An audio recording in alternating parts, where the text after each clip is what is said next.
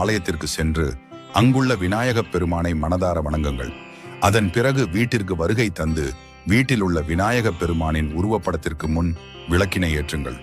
அந்த விளக்கில் ஒரு ஏலக்காயை இட வேண்டும். விளக்கில் இடுவதற்கும் முன் அந்த ஏலக்காயை உங்களது உள்ளங்கையில் வைத்து உங்களது கோரிக்கையை விநாயகப் பெருமான் முன் சமர்ப்பணம் செய்யுங்கள். அடுத்த நாள் செவ்வாய்க்கிழமையன்று விளக்கில் உள்ள ஏலக்காயை எடுத்து சேகரித்து வைத்த பிறகு புதிதாக மீண்டும் விளக்கேற்றி இரண்டாவது ஏலக்காயையும் உள்ளங்கையில் வைத்து பிரார்த்தித்து விளக்கில் இட வேண்டும்.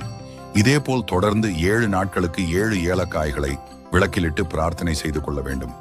7வது நாள் பிரார்த்தனை செய்து நிறைவடைந்தவுடன் 21 ஏலக்காய்களை கொண்டு மாலையாக தொடுத்து அதனை அருகில் உள்ள ஆலயத்திற்கு சென்று விநாயகப் பெருமானை வணங்கி அந்த மாலையை விநாயகப் பெருமானுக்கு சாற்றிவிட வேண்டும்.